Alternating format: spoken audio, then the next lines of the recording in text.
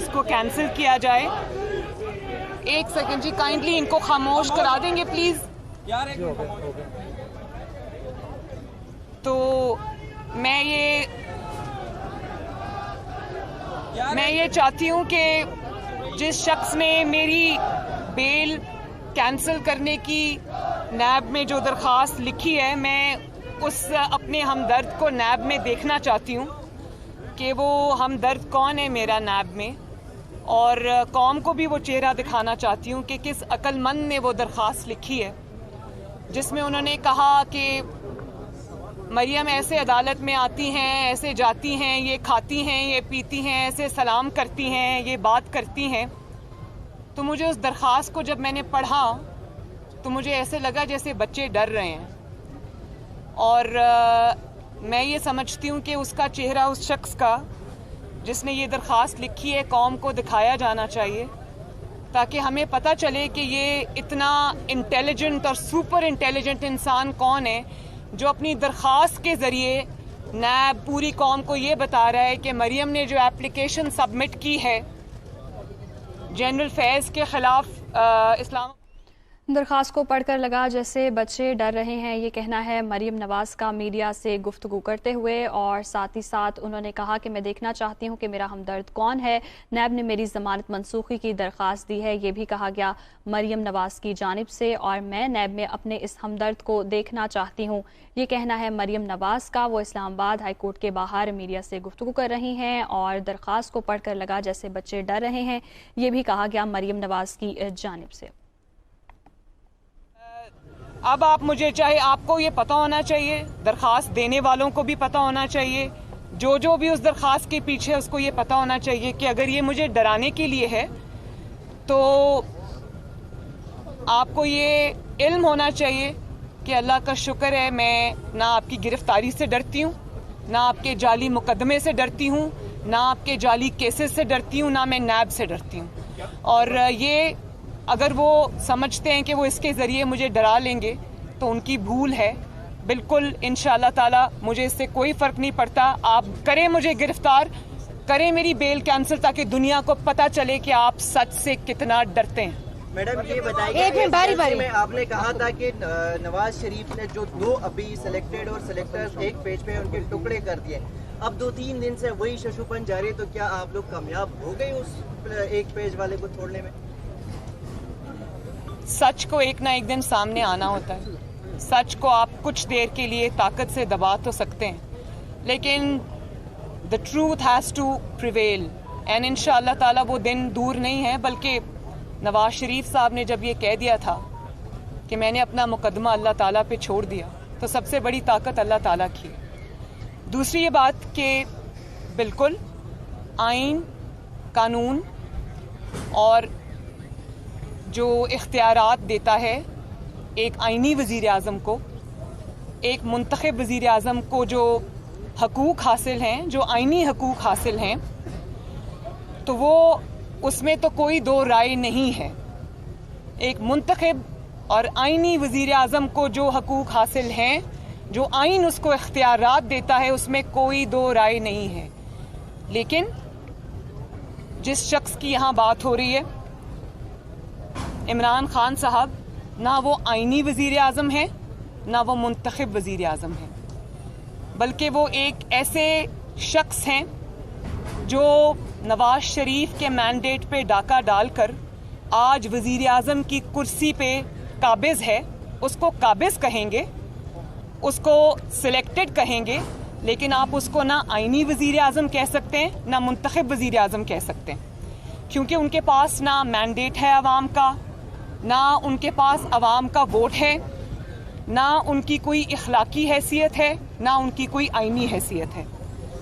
ہاں, ایک شخص جو کہ وزیر اعظم کی کرسی پر قابض ہے, وہ بجائے اس کے کہ آئین اور قانون کے تحت معاملات کو چلاتا ہو, وہ جادو, ٹونا, جھاڑ پھونک, حساب کتاب کے ذریعے ملک کو چلا رہا ہے.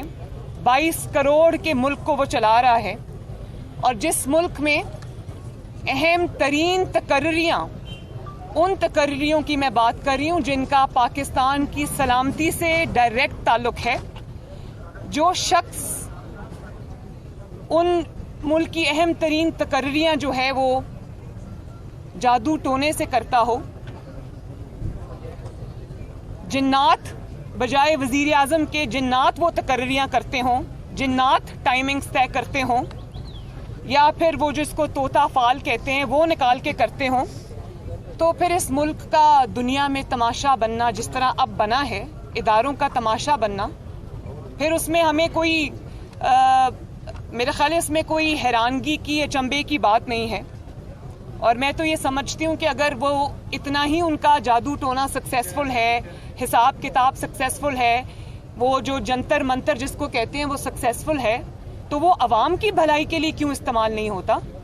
وہ جو جنات کی اسسٹنس ہے یا جنتر منتر جو ہیں وہ صرف اہم ترین تقرریاں کرنے کے لیے ہی کیوں استعمال ہوتے ہیں؟ وہ اس چیز کے لیے استعمال کیوں نہیں ہوتے کہ عوام سے مہنگائی کا بوجھ کم کیا جائے؟ عوام کا اگر اتنا ہی کامیاب ہے وہ طریقہ کار, تو وہ پھر آٹا سستا کرو, اس سے چینی سستی کرو, اس سے پیٹرول سستا کرو, اس سے ڈیزل سستا کرو, اس سے اپنی کارکردگی کو بہتر بناؤ. تو بات یہ ہے کہ یہ نہ اپنے آئینی اختیارات کے استعمال کا مسئلہ ہے, نہ یہ وزیر اعظم کے اختیارات کے استعمال کا مسئلہ ہے, نہ یہ کسی جمہوریت کا مسئلہ ہے, نہ کسی جمہوری اصول کا مسئلہ ہے, نہ ہی یہ کوئی آئینی کردار کا مسئلہ ہے. یہ اپنی ذات کو اور اپنی حکومت کو چند دن اور مہلت دینے کا نسخہ ہے. سمجھ نہیں آ رہی, پوری قوم کو سمجھ نہیں آ رہی کہ آپ نے پورے ملک کو ایٹ اے گرائنڈنگ ہالٹ آپ لے آئے ہیں. پورا ملک اس وقت بند ہے, اداروں کا ملک کا تماشا بن چکا ہے, صرف اس لیے کہ ایک شخص کو آپ نے ریٹین کرنا ہے کیونکہ وہ آپ کی حکومت چلاتا ہے, وہ آپ کے اپوننٹس کو کے لیے اکھاڑ پچھاڑ کرتا ہے. تو سمجھ نہیں آ رہی کہ ایسا کیا معاملہ درپیش آ گیا؟ کیا قوم کو آپ نے بے وقوف سمجھ رکھا ہے؟ آپ سمجھتے ہیں کہ آپ کی ان حرکات اور سکنات کا قوم کو علم نہیں ہے کہ اس کے پیچھے بات کیا ہے؟ اور جب آپ یہ کہتے ہیں کہ ہم کل پڑھ رہے تھے کہ وزیر اعظم کا آئینی حق ہوتا ہے, اختیار ہوتا ہے, آج آپ کو ووٹ کو عزت دو یاد آ گئی ہے, تو میں آپ کو یہ بتا دوں کہ آپ کو نواز شریف بننے کی کوشش بھی نہیں کرنی چاہیے. نواز شریف جب ووٹ کو عزت دو کا نعرہ لے کر میدان میں آیا تھا تو وہ منتخب وزیر اعظم تھا, وہ آئینی وزیر اعظم تھا, وہ عوام کے ووٹ سے آیا تھا, وہ ایک بہت لمبی جدوجہد طے کر کے آیا تھا, اس کی ایک بہت بڑی آئینی اسٹرگل تھی جو اس کی ذات کے لیے نہیں تھی. اس کی ذات کی اس نے قربانی دی, اس نے اپنی حکومتوں کی قربانی دی, لیکن آئین کے لیے, پاکستان کے عوام کے لیے اور وزیر اعظم کے آفس کی عزت کے لیے اس نے اپنی حکومتیں قربان کر دی. اور اس طرح کی جو سٹیٹس ہے وہ اچیو کرنے کے لیے, ووٹ کو عزت دو کا نعرہ لگانے کے لیے آپ کو جیلیں برداشت کرنی پڑتی ہیں. آپ کو میں ڈکٹیشن نہیں لوں گا کہنا پڑتا ہے اور پھر اس پر قائم رہنا پڑتا ہے. آپ کو اٹک قلعے میں جانا پڑتا ہے, آپ کو جلا وطنی برداشت کرنی پڑتی ہے, آپ کو جھوٹے کیسز برداشت کرنے پڑتے ہیں, آپ کو جھوٹی سزائیں برداشت کرنی پڑتی ہیں, آپ کو جیلوں میں جانا پڑتا ہے, آپ کو ہیوملیشن برداشت کرنی پڑتی ہے, آپ کو اپنی بیٹی کو جیل میں جاتا ہوا, کسی بے گناہ بیٹی کو جاتا ہوا دیکھنا پڑتا ہے. تو آپ عمران خان صاحب سے میں یہ پوچھنا چاہتی ہوں کہ ان کی سیاسی پہچان کیا ہے, ان کا سیاسی تشخص کیا ہے؟ ان کا سیاسی تشخص اور ان کی سیاسی پہچان اور ان کا سیاسی تعارف جو ہے وہ ہے منتخب حکومت کے خلاف سازش کرنا, منتخب حکومت اور منتخب وزیر اعظم کے آفس کے باہر 120 دن کا دھرنا دینا, 126 دن کا دھرنا دینا اور کہنا کہ وزیر اعظم کو میں گلے سے گھسیٹ کر نکالوں گا, اور لوگوں کو یہ بتانا کہ امپائر کی انگلی اٹھنے والی ہے, اور اس کے بعد نواز شریف کے مینڈیٹ کو چھیننا اور اس پر قابض ہو جانا عوام کے اختیار کے اوپر, ووٹ کی حرمت کو پاؤں کے نیچے کچل کے آنا, عوام کے ووٹ کی پرچی کو پاؤں کے نیچے کچل کے آنا, سازش کرنا, آپ کی تو پہچان یہ ہے. تو آپ کا اصول سے, आपका जमहूरियत से, जमहूरी जद्दोजहद से, एक आईनी वज़ीर आज़म के इख्तियारात से, उसकी इज़्ज़त से आपका कोई लेना देना नहीं है, आपका कोई वास्ता नहीं है। तो नवाज शरीफ बनने की तो कोशिश भी ना करना, और शेर की खाल पहनने से कोई शेर नहीं बन जाता। मैडम एक सेकेंड, और फिर आप कहना चाहते हैं ये? तो बात ये है कि आपकी जो पूरी सियासी जिद्दोजहद है पिछले 8-10 साल की, वो जमहूरियत के खिलाफ साजिश से इबारत है। और अगर आप ये समझते हैं कि आज आप बदतरीन, नालायकी, नाअहली, करप्शन स्कैंडल्स के बाद अगर आपको ये अपनी फेस सेविंग नज़र आ रही है कि आप इसमें सियासी शहीद बन जाएंगे, तो ये ना होगा इंशाअल्लाह ताला, ना अवाम ये होने देगी, ना हम ये होने देंगे। आपको अवाम के ऊपर आपने पिछले 4 साल में जो मज़ालिम ढाए हैं, आपको उसका जवाब देना पड़ेगा। आपको अवाम के वोट को कुचलने का जवाब देना पड़ेगा। आपको अपनी साजिशों का जवाब देना पड़ेगा। आपको इतने बड़े बड़े नालायकी के, नाअहली के, करप्शन के स्कैंडल्स का जवाब देना पड़ेगा। आपको पाकिस्तान को तारीखी कर्जों के बोझ के नीचे दबाने का जवाब देना पड़ेगा। आपको उन तारीखी कर्जों के बावजूद पाकिस्तान में एक ईंट, एक प्रोजेक्ट ना लगाने का जवाब देना पड़ेगा। आपको पाकिस्तान में 22 करोड़ अवाम के ऊपर महंगाई, लाकानूनियत का अजाब लाने का जवाब आपको देना पड़ेगा। आपको जवाब देना पड़ेगा कि इस वक्त इस मुल्क में हुकूमत नाम की कोई चीज़ नहीं है। आपको पूरी दुनिया में पाकिस्तान को रुसवा करने का, बदनाम करने का जवाब आपको देना पड़ेगा। इसके जिम्मेदार आप हैं। और नवाज शरीफ साहब जब अवाम की खातिर वोट को इज्जत दो का नारा लगाकर पाकिस्तान में निकले थे, अब अवाम के अंदर निकले थे, तो उनके नारे को पजीराई इसलिए मिली थी कि उनके पीछे एक स्ट्रगल थी और कारकर्दगी थी जिसमें 5.8 पे ग्रोथ थी। दुनिया में पाकिस्तान का नाम हो रहा था, सीपेक आ रहा था, मुल्क तरक्की कर रहा था। तो आपके पास तो ये सब नहीं है। और अगर आप इस बदतरीन कारकर्दगी को छुपाने के लिए इस वक्त कोई ऐसा नारा नवाज शरीफ की तकलीद में लगाना चाहते हैं, तो आई एम सॉरी, ये अब नहीं चलेगा इंशाल्लाह। मतीउल्लाह साहब, एक मिनट मतीउल्लाह, एक सेकंड, ऐसे नहीं।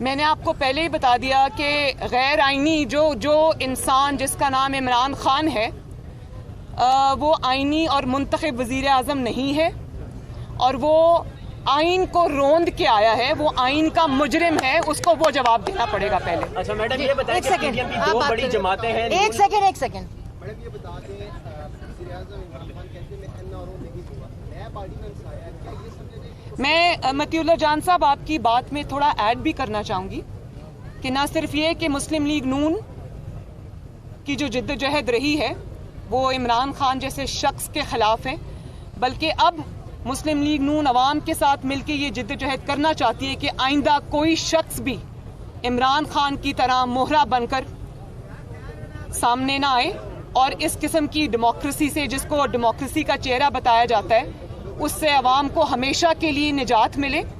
और मुंतखब वज़ीर आज़म का जो स्टैंड होता है, जो नवाज शरीफ साहब का स्टैंड था और है, उसमें ताकत होती है, उसके पीछे अवाम की ताकत होती है। तो नौकरी और चाकरी करने वाले को सिर्फ नौकरी और चाकरी ही करनी चाहिए, उसको नवाज शरीफ की सूरत इख्तियार करने की मेरे ख्याल कोशिश भी नहीं करनी चाहिए। आप मुझे का खेज लगते हैं ऐसी बातें करते हैं। एक मिनट विनोद सिंह, अभी नहीं, उनका सवाल खत्म हो जाए।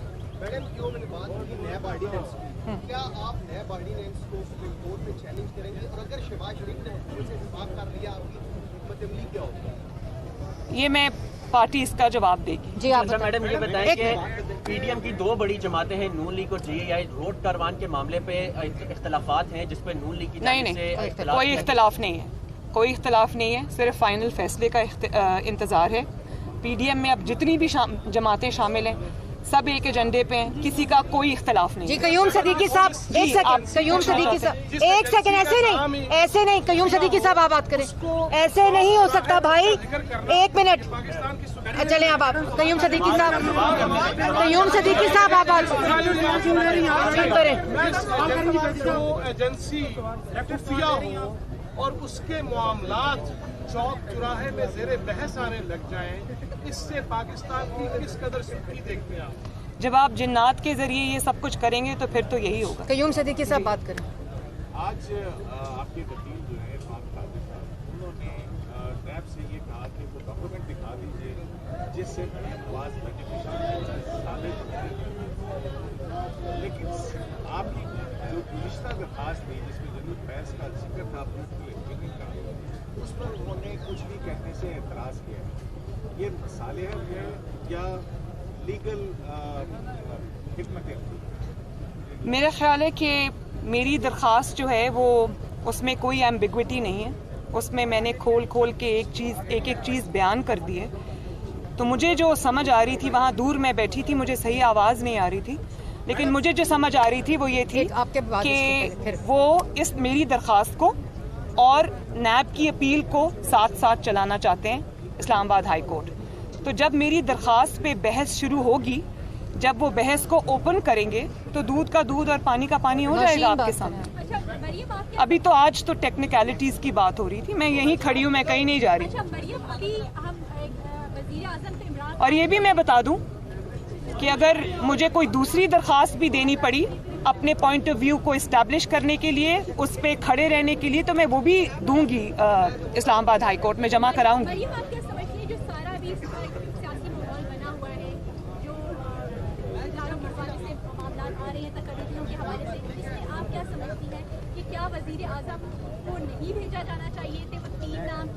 मैंने आपको इसका जवाब दे दिया है नौशीन, मैंने आपको दे दिया है कि ये अगर अपने आप को हुकूमत अपनी बचाने के लिए हो रहा है और अगर आपकी टाइमिंग ऊपर नीचे हो रही है क्योंकि जिन्नात कुछ कह रहे हैं और आपका हिसाब किताब कुछ कह रहा है, तो ऐसे लोगों पे समझ नहीं आती कि इंसान हंसे या रोए कि ये कोई छोटा मुल्क नहीं है, ये 22 करोड़ अवाम का मुल्क है और 22 करोड़ अवाम की किस्मत का फैसला, इस मुल्क के अंदर जो सबसे ज़्यादा वाइटल और इम्पोर्टेंट फैसले हैं, अगर वो इस किस्म के तरीक़ों से होंगे तो इस मुल्क का अल्लाह हाफिज है। वोट को इज्जत दो की आप बात कर रही हैं, एक हफ्ते से एक अहम अदारे की सरबराही का जो मामला है वो अटका हुआ है, इस पर आप इमरान खान की मौक़िफ़ की हिमायत करेंगे? चलो मैंने जो बात करनी थी मैंने कर दी। आप बात करें।